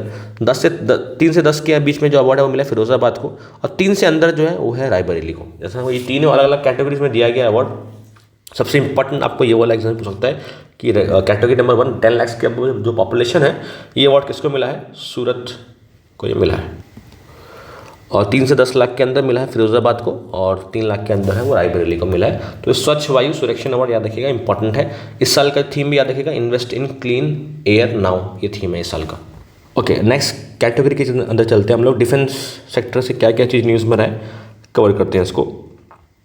फर्स्ट जो है वो यहाँ पर आ रहा है, फ्रांस से आ रहा है। फ्रांस बेसिकली वर्ल्ड का सबसे बड़ा डिफेंस एग्जीबिशन होस्ट किया है, यहाँ आपको यूरो नेवल नाम से, यहाँ वो यूरो नेवल नाम से वर्ल्ड का सबसे बड़ा अब तक का डिफेंस एग्जीबिशन है। कहाँ पर हो रहा है ये, फ्रांस के अंदर हुआ है। आगे चलते हैं, कुछ एक्सरसाइजेज न्यूज़ में है। फॉर एग्जाम्पल युद्ध अभ्यास इंपॉर्टेंट एक्सरसाइज है, इंडिया और यूएस की आर्मी के बीच में होता है। यहाँ युद्ध अभ्यास जो है वो इंडिया और यूएस आर्मी के बीच में होता है और इस साल का जो राजस्थान में कंडक्ट हुआ है। चलते आगे नेक्स्ट, इंडिया ओमान का जो जॉइंट एक्सरसाइज है अल नजे के नाम से, याद है आपको, Al Najah is related to India and Oman. Countries का नाम मिल याद रखेगा, इंडिया तो ठीक है, मगर इंडिया के साथ कौन सी कंट्रीज़ के साथ हो रहा है, कौन सी कंट्री है साथ में, तो बायलेटरल कंट्री याद रखना आपको, सेकंड कंट्री कौन सी है। तो अल नजे अगर आएगा एग्जामिनेशन में तो इंडिया और ओमान मार के आएगा। चलते आगे नेक्स्ट, बेसिकली ईस्टर्न ब्रिज बहुत ही इंपॉर्टेंट है, ये भी ओमान के साथ ही हो रहा है। एयरफोर्स यहाँ इन्वॉल्व है, ईस्टर्न ब्रिज के नाम से इंडिया और ओमान यहाँ इन्वॉल्व है। चलते आगे नेक्स्ट, कज़ हिंद भी इंपॉर्टेंट एक्सरसाइज है। कज़ हिंद जो है यहाँ पर इंडिया और कजाकिस्तान के बीच में हो रहा है। नेक्स्ट चलते हैं वरुण बहुत ही फेमस है, इंडिया और फ्रांस की नेवी के बीच में हो रहा है वरुण एक्सरसाइज। आगे चलते हैं, चाइना रशिया दोनों मिल के बेसिकली एक एक्सरसाइज किए हैं, नॉर्दर्न यूनाइटेड 2024 एक्सरसाइज। चाइना और रशिया दोनों मिलके किए हैं यहाँ पर सी ऑफ जापान के आसपास, बेसिकली जापान को यहाँ पर दिखाने के लिए कि ये दोनों एक कंबाइंड टीम है बेसिकली। आगे चलते हैं नेक्स्ट, बेसिकली इंडियन नेवी के लिए एक्चुअली 2 एंटी सबमरीन वॉरफेयर दिया गया इंडियन नेवी को, बहुत ही रिसेंटली लॉन्च हुआ ये 2 एंटी सबमरीन, जो पनडुब्बी होती है एंटी सब, उनको भी डिस्ट्रॉय करने के लिए एक वॉरफेयर सिस्टम चाहिए होता है। तो ये लॉन्च हुआ है केरल के अंदर। यहाँ आपको INS मालपे नाम है, INS मुल्की नाम है। देखना 2 ऐसे हैं एंटी सबमरीन वॉरफेयर सिस्टम्स है, एंटी सबमरीन जो आपके सबमरीन को जो अटैक करेंगे अंदर वाटर जाके, तो INS मालपी नाम है याद रखना आपको, INS मुल्की, दोनों इंपॉर्टेंट मिलेगा आपको। एक सुसाइड ड्रोन था शहीद 136B, जो ईरान डेवलप किया रिसेंटली, उसको अनवील भी किया है, लेकिन सुसाइड ड्रोन है शहीद 136B।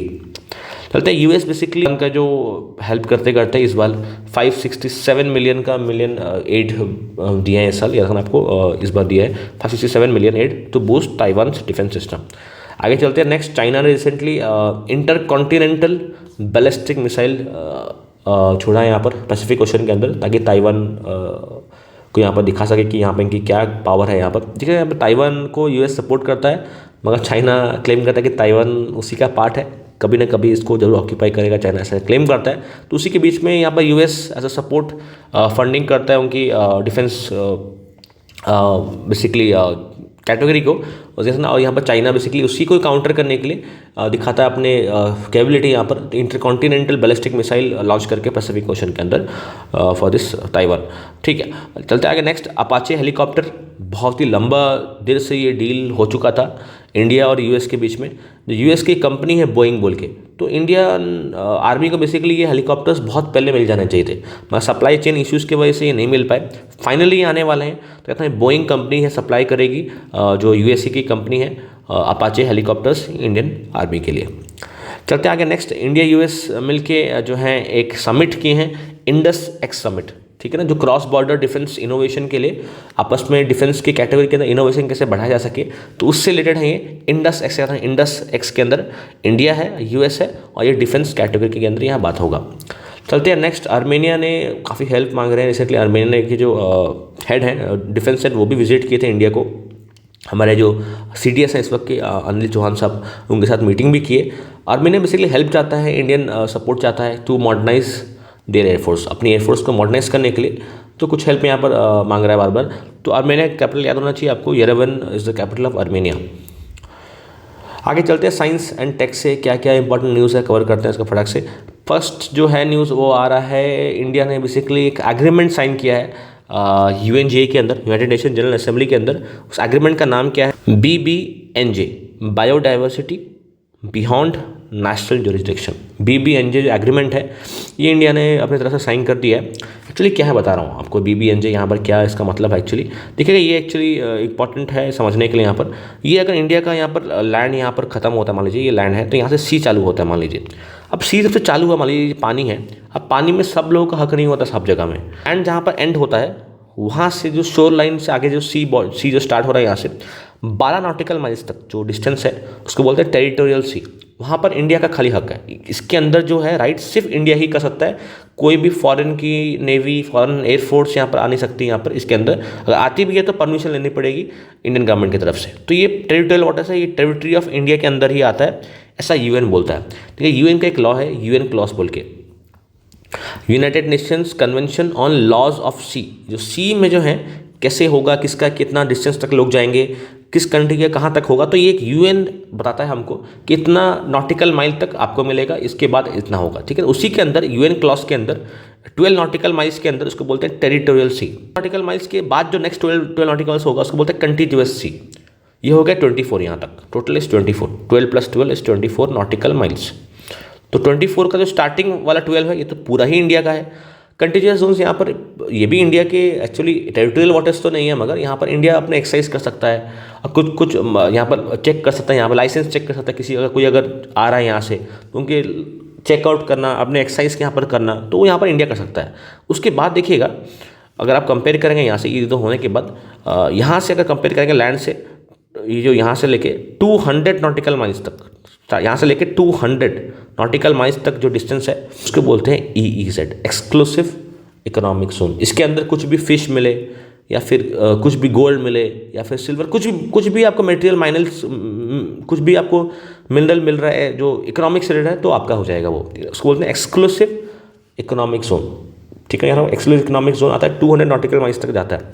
अब सर प्रॉब्लम ये है कि इसके बाद क्या, ये तो ठीक है आप 12 बता दिए, फिर 12 बताए, फिर ये 200 तक भी बता दिए, ये भी इसको बोलते हैं EEZ, इकोनॉमिकली यहाँ पर जोन इंडिया का मिलेगा आपको। इसके बाद जो मिलेगा वो किसका होगा, तो ये एक प्रॉब्लम था हाई सीज के बारे में। इसको बोलते हैं हाई सीज। 200 नॉटिकल माइल्स के बाद का जो एरिया है उसके ऊपर किसका राइट होगा, कैसे होगा, क्या होगा, उसके लिए एक प्रॉपर एक म्यूचुअल एग्रीमेंट होना चाहिए सब, ताकि माने उस प्रॉपर चीज़ को। तो उसी के लिए ही ये BBNJ एग्रीमेंट जो है इंडिया ने साइन किया है। बेसिकली यहाँ पर BBNJ जो है यहाँ पर लिखा हुआ है बायोडाइवर्सिटी बियॉन्ड नेशनल जुरिडिक्शन, मतलब कि अब जुरिडिक्शन के बाहर जो है, नेशनल जुरिडिक्शन के बाहर जो है उसके लिए एग्रीमेंट है हाई सीज के लिए। हाई सीज में कैसा गवर्न होगा, क्या हो, किसका क्या होगा, तो उसके लिए यहाँ पर बात हो रहा है बियॉन्ड नेशनल जुरिडिक्शन, मतलब 200 नॉटिकल माइल्स के बाद का यहाँ पर बात हो रहा है। ऐसा आपको बताया मैं। मिनिस्ट्री ऑफ अर्थ साइंसेस ने इसको यहाँ पर साइन किया है और UN क्लॉज के अंदर बेसिकली आता है, बताया United Nations convention on laws of sea. ठीक है, तो ये इंपॉर्टेंट एस्पेक्ट है, BBNJ का पार्ट बता दी, ये हाई सीज का पार्ट है बेसिकली, याद होगा आपको, बताया आपको मैं। ये कुछ फीचर्स हैं बेसिकली यहाँ पर जो है, जो मैराइन प्रोटेक्टेड स्पीसीज है जिस हाई सीज के अंदर उनको कैसे प्रोटेक्ट किया जाएगा, और यहाँ पर इंक्लूड किया गया है। सॉवरेन राइट्स किसके होंगे यहाँ पर, उसको यहाँ पर प्रोटेक्ट किया गया है। और SDG नंबर जो है 14, life below water, sustainable development goal number 14 जो है, यहाँ पर इसको सपोर्ट भी मिलेगा। और यहाँ पर वैसे रिसर्च एक्टिविटी भी काफ़ी बार और नॉलेज भी यहाँ पर शेयरिंग यहाँ पर होगा। ठीक है, तो ये ओवरऑल आपको बता दी, ये हाई सीज ट्रीटी है बेसिकली, जो किसी नेशनल जुरिडिक्शन के बाहर में जो आता है। आगे next global bio India summit हुआ है रिसेंटली, दिल्ली के अंदर ये समिट हुआ है, बायो इंडिया समिट जो है।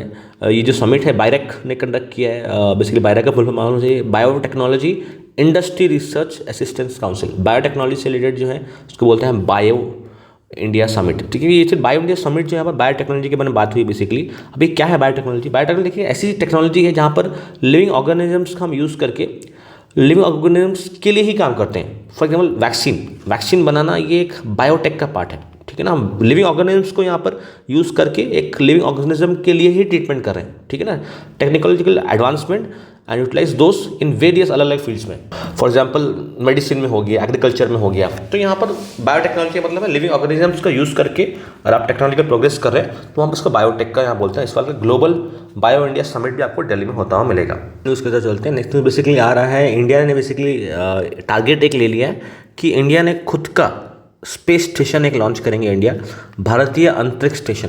स्पेस में क्या होता है ना, स्पेस में अगर आप जाएंगे तो रिसर्च एक्टिविटीज़ करने के लिए एक चाहिए आपको मीडियम, एक स्टेशन चाहिए होता है जहाँ पर आप स्पेस में जाके रिसर्च कर सकते हैं। तो इंडिया का स्टेशन ऐसे कुछ था नहीं, तो इंडिया जो है वो यूज़ करता था ISS को, इंटरनेशनल स्पेस स्टेशन, जो इंडिया ने बनाया भी नहीं है। तो इंडिया बोला नहीं इसको यूज़ नहीं, इसको अभी तक यूज़ करेंगे, ठीक है, टाइमिंग इसको यूज़ करेंगे, मैं खुद का 2035 तक हम बनाएंगे, जहाँ पर इंडियन साइंटिस्ट एस्ट्रोनॉट्स जा सकते हैं और कुछ रिसर्च कर सकते हैं वहाँ पर। तो वो कंप्लीट हो जाएगा 2035 तक पूरा का पूरा, मगर उसका फर्स्ट मॉड्यूल जो है इस वक्त वो लॉन्च करने का टारगेट ले लेगा 2028 तक। 2028 तक फर्स्ट मॉड्यूल आ जाएगा इसका, और 2035 तक पूरा का पूरा स्टेशन जो है वो लॉन्च हो जाएगा। भारतीय अंतरिक्ष स्टेशन के बारे में बात हो रहा है। नेक्स्ट बात करेंगे यहाँ पर बायो इंडिया स्कीम है, गवर्नमेंट ऑफ इंडिया की तरफ से एक है, जहाँ पर बायोटेक्नोलॉजी का जो रिसर्च है और जो इंडस्ट्री और एकेडेमिया के बीच में जो लिंकेजेस है उसको यहाँ बढ़ाया जाएगा। किस तरह इंडस्ट्री और जो कॉलेज में जो यूनिवर्सिटी में जो पढ़ाया जा रहा है उसको किस तरह सिंक करेंगे यहाँ पर, और नया नया इनोवेशन बायोटेक्नोलॉजी सेक्टर के अंदर बढ़ाया जाएगा। उसके लिए बायो राइड एक स्कीम है जो गवर्नमेंट ऑफ इंडिया की तरफ से लॉन्च की है। नेक्स्ट स्पेस सेक्टर से अगेन एक न्यूज़ है, चंद्रयान 4 चंद्रयान 3 तो सक्सेसफुल हो गया हमारा, अब चंद्रयान 4 की बारी है। चंद्रयान 4 जो है उसका टारगेट है हम लोग 2027 तक लॉन्च कर देंगे। आने वाले 2 से 3 साल के अंदर लॉन्च हो जाएगा ये, 2027 तक लॉन्च हो जाएगा 2027 के अंदर। और कुछ और भी टारगेट्स हैं गवर्नमेंट ऑफ इंडिया के, लाइक फॉर एग्जांपल टारगेट है कि हमारा स्पेस स्टेशन आ जाएगा 2035 तक, बताया आपको मैं। और फर्स्ट इंडियन ऑन मून 2040 तक टारगेट है। अब तक कोई इंडियन मून में लैंड नहीं किया है। First Indian to the moon is to be done by 2040। 2035 के अंदर आ जाएगा स्पेस स्टेशन हमारा, भारतीय अंतरिक्ष स्टेशन बाय 25, और 2027 के अंदर चंद्रयान 4 हम लोग लॉन्च कर देंगे। अब चंद्रयान 4 में स्पेशल क्या होने वाला है, चंद्रयान 4 बेसिकली मून के अंदर लैंड तो करेगा ही, सैंपल कलेक्ट कर रिटर्न भी आएगा, ठीक है ना। यह सैंपल कलेक्शन रिटर्न मिशन भी है यहाँ पर, रिटर्न भी आना है उसको वापस अर्थ के अंदर। तो ये चंद्रयान 4 का यहाँ पर टारगेट है। इंडिया ने बेसिकली एक और वादा किया है कि हम लोग ने वीनस जो है उसके ऊपर भी काम करेंगे 2028 तक। वीनस के ऊपर भी हमारा फर्स्ट मिशन जो है शुक्रयान के नाम से उसको आगे बढ़ा के लॉन्च कर देंगे वहाँ पर। वीनस को काफ़ी बार अर्थ का ट्विन बोला जाता है, बेसिकली बहुत ही सिमिलर मास डेंसिटी है, और जैसा जैसे मास है वीनस का भी सिमिलर डेंसिटी और साइज़ के हिसाब से हम दिखता है आपको, उस वजह से उसको अर्थ ट्विन के नाम से हम जानते हैं। 2028 तक ये वीनस को यहाँ पर मिशन यहाँ लॉन्च हो जाएगा। ओके, नेक्स्ट न्यूज़ की तरफ चलते। नेक्स्ट न्यूज़ बेसिकली आ रहा है यूएस की तरफ से आ रहा है। यूएस में 2 फेमस एस्ट्रोनॉट्स हैं, सुनीता विलियम्स, बच विल्मोर। ये है सुनीता विलियम्स, ये है बच विल्मोर। बेसिकली ये 100 दिन से ज़्यादा आईएसएस में ट्रैप हो चुके हैं जाके। इंटरनेशनल स्पेस स्टेशन मैं बताया था, स्पेस में जाने के लिए रिसर्च करने के लिए एक स्टेशन है, इंटरनेशनल स्पेस स्टेशन उसको बोलता जाता है। बेसिकली ये गए थे मगर वापस नहीं आ पाए थे, 100 दिन से ज़्यादा वहाँ पर अटक गए। और वापस आने के लिए जो इनके पास जो व्हीकल जो यूज़ होता है वहाँ पर रिटर्न आने के लिए, उसके अंदर कुछ फॉल्ट यहाँ पर इनको टेक्नोलॉजिकल फॉल्ट की वजह से ये नहीं आ पा रहे थे। तो यहाँ पर नासा और स्पेसएक्स दोनों मिलके एक मिशन लॉन्च किए, जिसका मिशन का नाम था ड्रैगन नाम से। एक बेसिकली मिशन है जहाँ से इनको रेस्क्यू किया जाएगा, वापस लेके आएंगे यूएसए के अंदर। जाना है आपको। चलते हैं आगे। नेक्स्ट बेसिकली एक और न्यूज़ आ रहा है स्पेस से रिलेटेड है। रशियन एस्ट्रोनॉट्स हैं, रशियन कॉस्मोनॉट बोलते हैं इनको, एस्ट्रोनॉट्स को 2 हैं। दोनों बेसिकली एक रिकॉर्ड बना दिए हैं, longest single mission aboard to ISS, international space station के अंदर सबसे ज़्यादा दिन रहने का टैग इनको दिया गया है। अराउंड 374 डेज रह चुके हैं। ये तो 100 दिन रहे, 100 दिन में इतना मतलब वापस इनको लाना पड़ा। अब ये 374 डेज का अब तक हाईएस्ट है। इनका नाम क्या है, ओलेग नाम है फर्स्ट का, और निकोलाई नाम है सेकेंड वाले का। याद है आपको, ओलेग और निकोलाई दोनों का नाम याद रखेगा। ये अगर ऑप्शन में आपको ये दिखे, ओलेग नाम से कोई ऑप्शन दिखे, तो आप उसको मार के आइएगा। अब तक का highest number of days to be spend in space by 2 Russian cosmonauts. ठीक, चलते हैं आगे। नेक्स्ट एक प्रोजेक्ट स्ट्रॉबेरी बहुत न्यूज़ में रहा है एआई की वजह से। बेसिकली ओपन एआई का एक प्रोजेक्ट है, प्रोजेक्ट स्ट्रॉबेरी, बहुत ही रेकरिंगली न्यूज़ में आया है। बेसिकली यहाँ पर क्या हो रहा है, प्रोजेक्ट स्ट्रॉबेरी बेसिकली एआई को नेक्स्ट लेवल लेने की बात हो रही है। ठीक है, चैट जीपीटी के अंदर ना, chat GPT is initiative of AI, open AI का इनिशिएटिव है। ओपन एआई एक कंपनी है, उसका इनिशिएटिव है चैट जीपीटी। उसके अंदर क्या होता है, ह्यूमन बीइंग अगर कुछ अगर इनपुट दिए वहाँ पर, तो उसकी ऑटोमेटेड रिप्लाई यहाँ से मिलता है चैट जीपीटी की तरफ से। तो ये ऑटोमेटेड जनरल रिप्लाई, इसी को एक नेक्स्ट लेवल में लेके जाने की बात हो रहा है। इसी को ही और थोड़ा इम्प्रोवाइज करके, प्रोग्रामिंग और थोड़ा स्ट्रॉन्ग करके चैट जीपीटी को नेक्स्ट लेवल लेने की बात हो रहा है। यहाँ पर प्रोजेक्ट स्ट्रॉबेरी नाम से ही फेमस हुआ है। आगे चलते हैं। नेक्स्ट चाइनीज़ रॉकेट जो है, स्मार्ट ड्रैगन 3 रॉकेट जो है, अपनी 8 सैटेलाइट लॉन्च किया चाइना जो है यहाँ से, ड्रैगन 3 रॉकेट यूज़ करके अपनी 8 सैटेलाइट को यहाँ पर लॉन्च किया है। आगे चलते हैं। एक फेमस मार्बर्ग वायरस है जो रिसेंटली रवांडा में पाया गया है। इबोला वायरस जो होता है फेमस, उसी की तरह ही ये काम करता है। बेसिकली उसका नाम है मार्बर्ग वायरस। ये रवांडा यहाँ पर एक अफ्रीकन कंट्री है, वहाँ आपको यहाँ देखने के लिए मिलेगा। चलते हैं नेक्स्ट। पोलियो से न्यूज़ आ रहा है। पोलियो केसेस जो हैं पूरे वर्ल्ड में तो हर जगह कंट्रोल में आके, हर जगह यहाँ पर ऑलमोस्ट नहीं है ऑलमोस्ट, मगर 2 कंट्रीज़ हैं जो अभी भी पोलियो से फाइट कर रहे हैं, जो हैं पाकिस्तान एंड अफगानिस्तान। एक क्वेश्चन पूछूंगा आपसे, वर्ल्ड पोलियो डे बेसिकली कब बनाते हैं, पोलियो से रिलेटेड जो डे होता है, इसको आप कमेंट सेक्शन में बताइएगा मैं कब सेलिब्रेट करते हैं। बेसिकली ऑल ओवर वर्ल्ड के अंदर 2 ही जगह है जहाँ पर पोलियो आपको मिलेगा, पाकिस्तान और अफगानिस्तान। आगे चलते हैं नेक्स्ट स्पोर्ट्स से कुछ इंपॉर्टेंट इवेंट्स से कवर करते हैं। फर्स्ट जो है वो एशियन चैंपियंस ट्रॉफी जो है वो यहाँ पर बेसिकली इंडिया जो है वो जीता हुआ यहाँ पर दिखाई दे रहा है। बेसिकली चाइना के अंदर ही हुआ था बेसिकली, और चाइना को ही डिफीट करके इंडिया ने ये टाइटल जीत लिया है एशियन चैंपियंस ट्रॉफी का। ये हॉकी के अंदर ये होता है। यहाँ आपको हॉकी के जो कैप्टन है हरमनप्रीत सिंह, आपको दिख रहे होंगे यहाँ पर, हरमनप्रीत सिंह है यहाँ पर हॉकी टीम के कैप्टन है हमारे। तो एशियन चैंपियंस ट्रॉफी इस पल का इंडिया इसको जीत लिया है। चलते हैं नेक्स्ट, ये आपको बेसिकली कमल चावला दिख रहे होंगे, ब्लिजर्ड गेम के काफ़ी फेमस प्लेयर हैं इंडिया के। तो वर्ल्ड 6 रेड स्नोकर जो चैम्पियनशिप होता है इस गेम के अंदर ये जीते हैं यहाँ पर। यहाँ उनका नाम अगर आ जाए आपको तो कमल चावला किस फील्ड से है, तो है ना ये ब्लिजर्ड टूर्नामेंट ब्लिजर्ड स्पोर्ट्स से रिलेटेड है। चलते हैं नेक्स्ट, बेसिकली संग्राम सिंह के बारे में बात हो रहा है। First Indian wrestler to win MMA fight, ठीक है ना, मिक्स मार्शल आर्ट फाइट अगर जीतने का नाम अगर आए कहीं से भी तो वहाँ पर आप संग्राम सिंह का नाम मार के आएगा, मिक्स्ड मार्शल आर्ट्स। ठीक, नेक्स्ट बात करते हैं अनमोल खरब के बारे में बात हो रहा है यहाँ पर। इंटरनेशनल बैडमिंटन सिंगल्स जीते हैं यहाँ पर जो आपका बेल्जियम के अंदर हुआ था। तो बेल्जियम इंटरनेशनल 2024 का बैडमिंटन जो हुआ था वहाँ पर सिंगल टाइटल को जीते यहाँ पर अनमोल खरब, यानी ये एक इंडियन प्लेयर है। चलते हैं next, basically US open recently हुआ है टेनिस के अंदर।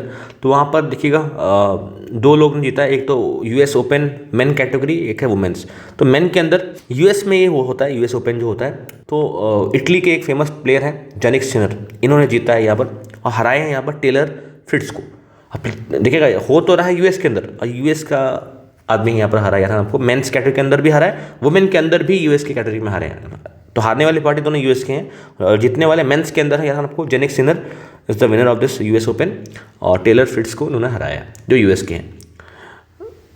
और ये जेनिक सिनर जो है ये इटली से बिलोंग करते हैं। चलते हैं नेक्स्ट, आप देखते हैं वुमेन कैटेगरी के अंदर कौन है। वुमेन के अंदर अरियाना सबलिंग का नाम है इनका, ये बेलारूस के प्लेयर हैं।